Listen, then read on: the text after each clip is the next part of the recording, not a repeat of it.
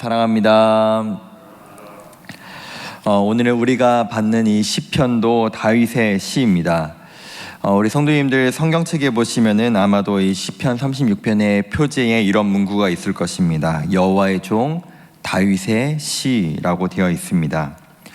종이라는 그 위치는 우리가 알고 있듯이 자신의 생각과 자신의 판단대로 행동하는 사람이 아니라 주인의 지시를 받고 주인을 위하여 살아가는 사람이 바로 종이라는 사람의 위치입니다.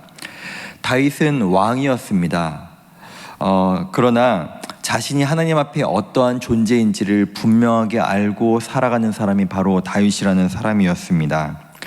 세상적으로는 이 왕이라는 이 위치는 가장 높은 위치이고 누군가의 지시를 받는 위치가 아니며 무엇이든 스스로 결정하고 판단하며 명령할 수 있는 자리가 바로 이 왕이라는 직분이었습니다. 그러나 다윗은 스스로를 하나님의 뜻을 쫓고 하나님의 뜻에 순종하는 하나님의 종이다라고 하는 사실을 분명하게 인식하고 있었습니다. 우리 또한 살아가는 위치와 살아가는 그 어떠한 삶의 자리가 모두 다 다릅니다. 저나 여기 계신 모든 성도님들 그 어떤 한 사람도 똑같은 위치, 똑같은 자리에서 살아가고 있지 않습니다. 그러나 우리에게 동일한 사실은 바로 우리는 모두 하나님 앞에 종으로 살아가는 존재라는 것입니다. 그러한 부분에서 오늘 시편 36편은 어떠한 사람이 그러면 악인인가에 대해서 1절부터 기록하고 있습니다. 그 악인의 행실을 크게 두 가지로 기록하고 있는데요. 먼저 1절과 2절에서 그 악인은 하나님을 두려워하지 아니하고 스스로를 자랑하는 자다라고 말하고 있습니다. 내가 하나님 앞에서 종이라는 사실을 분명하게 인지한다면 그 종은 주인을 두려워할 것입니다. 그러나 여기에서 그 악인은 하나님을 두려워하지 않습니다. 그저 자기 자신을 드러내고 자랑하는 것에 집중하는 모습이 바로 악인의 모습이다 라고 말하고 있습니다. 더불어 두 번째 3절과 4절에서 그 악인이 어떤 모습으로 나타나고 있는가를 기록하고 있는데요. 지혜와 선행을 그치고 악을 스스로 행하며 악을 거절하지 않는 사람이다 라고 기록하고 있습니다. 우리가 잠언에서 잘 알고 있는 구절인 지혜라는 것은 하나님을 경외하는 것이다 라는 것을 우리는 잘 알고 있습니다. 곧 지혜가 곧 하나님을 아는 것이기에 악을 미워하시는 하나님과 반대되는 자리에 서는 것은 지혜 자리에 서는 것이 아닙니다. 더불어 그 악을 거절하지도 아니하고 악의 자리에 스스로 거하는 그 사람은 그 바로 지혜 없는 사람의 모습이라고 말할 수 있을 것입니다. 우리는 삶에서 때로는 악을 행할 수도 있습니다. 또 악의 자리에 거할 수도 있습니다. 그러나 오늘 여기에서 말하는 그 악인의 모습은 스스로가 그 악을 거하는 것을 원하고 그것을 행하며 또 악이라는 것을 알면서도 그것을 거절하지 않는 모습이다라고 오늘 성경은 기록하고 있습니다. 그렇습니다. 우리가 모르고 악에 거할 때가 있습니다. 우리가 때로는 실수로 악을 행할 때가 있습니다. 그러나 우리가 절대 행해서는 안 되는 것, 악인 것을 알면서도 그것에 거하고 악인 것을 알면서도 그것을 거절하지 않는 모습은 하나님께서 기뻐하지 않으실, 하나님께서 미워하실 분명한 악인의 모습이라는 것을 우리가 분명히 깨달아야 할 것입니다. 그리고 5절 이후로는 그 하나님의 종이라고 고백하는 다윗이 하나님의 인자하심과 진실하심을 찬양하고 있는데요. 이 다윗이 5절 이후로부터 하나님을 이렇게 진실되게 찬양하고 있는 모습은 그가 지식적으로 신학 공부를 해서 하나님이 이런 분이시다, 하나님은 이러한 하나님이시다 라는 것을 지식적으로 알고 있기 때문이 아니라 그의 삶에서 그러한 하나님을 직접 경험하고 체험했기에 그 하나님을 자연스럽게 고백할 수 있는 것입니다. 왕이 되기 전, 물론 우리가 알고 있기로는 왕이 된 이후로도 이 다윗의 삶이 얼마나 힘들고 어려웠습니까? 그의 인생은 정말로 평탄하지 않았습니다.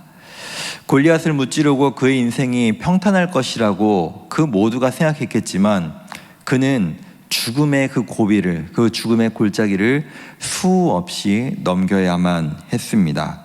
그러나 그 어려운 가운데 자신을 포기치 않으시고 만나주시고 함께해 주시는 그 인자하신 하나님을 그는 경험했고, 또 어떤 경우에도 사람들은 변하고 사람들은 한없이 자신을 배신하며 자신에게 어려움을 주었지만 하나님께서는 변함없이 자신에게 약속하신 것들, 말씀하신 것들을 지켜나가시는 진실하신 하나님을 그는 삶에서 경험했습니다.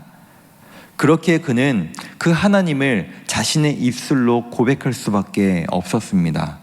또한 그것에서 그치는 것이 아니라 하늘과 공중에 가득한 하나님의 인자하심과 진실하심이 자신뿐만 아니라 하나님의 백성 가운데 충만하게 있다는 것을 5절부터 9절까지 그의 입술로 진실되게 고백할 수 있는 것입니다.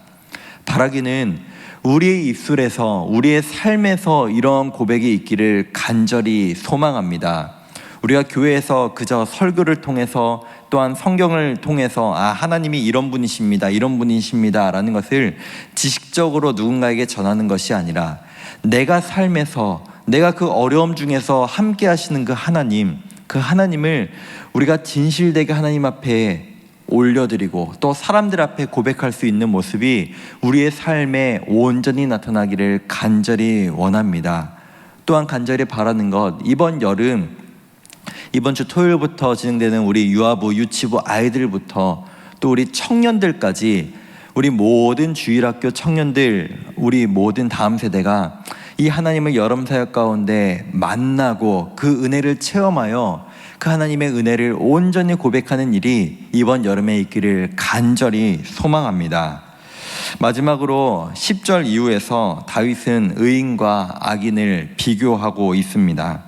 먼저 10절에서 주를 아는 자들에게 주의 인자하심을 계속해서 베푸시고 정직한 자들에게 또 공의를 베풀어 달라라고 고백합니다. 우리가 우리의 삶에서 하나님을 한 번 만나고 한 번 경험하고 끝나는 것을 우리는 누구도 원하지 않을 것입니다. 그 하나님을 너무나 기쁘기에, 너무나 감사하게, 너무나 좋게 계속해서 만나기를 간절히 원하겠죠. 그처럼 우리가 매일매일을 하나님과 동행하고 또 그분 안에서 거하는 삶을 간절히 원하는 것, 그것이 바로 의인의 삶인 줄로 믿습니다. 우리가 그 하나님을 매일같이 만나고 고백하는 삶이 우리 삶 가운데 있기를 소망합니다. 그러나 12절에서 악인은 넘어지면 다시 일어나지 못할 것이다 라고 말하고 있습니다. 이 또한 다윗이 경험한 삶의 고백이자 간증입니다. 다윗은 좀 전에 말씀드렸듯이 참 많이 실패하고 넘어졌던 사람입니다. 그러나 그 또한 하나님을 놓지 않았고 하나님 또한 다윗을 놓지 않으셨습니다. 다윗은 넘어지고 실패하였지만 하나님께서는 그를 일으키셨습니다. 그를 다시 세우셨습니다. 의인은 넘어지지 않는 사람이 아닙니다. 의인은 실패하지 않는 사람이 아닙니다. 넘어지고 실패할 때가 있지만 그가 하나님을 끝까지 의지하고 바라기에 하나님께서는 그런 사람을 일으키시고 세우십니다. 그 사람이 바로 의인입니다. 반면에 악인은 그 일으키시고 세우시는 하나님을 바라보지 아니하기에, 두려워하지 아니하기에 넘어지고 다시 일어서지 못한다는 사실입니다. 우리가 이것을 반드시 기억하기를 원합니다. 말씀을 맺겠습니다.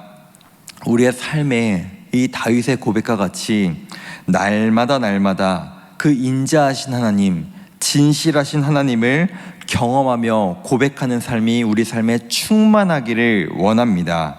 또한 내가 하나님 앞에 종이라는 사실을 분명히 인지하고 기억하며 내가 악인의 길에 서지 아니하고 하나님의 종으로 겸손하게 서는 우리의 삶이 되기를 간절히 원합니다. 그렇기에 우리는 넘어질 수 있고 실패할 수 있지만 그런 우리를 일으키시는 하나님, 세우신 하나님, 그 가운데서는 우리가 되기를 간절히 원합니다. 그 하나님을 날마다 찬양하고 고백하는 복된 삶이 우리의 삶이 되기를 간절히 원합니다.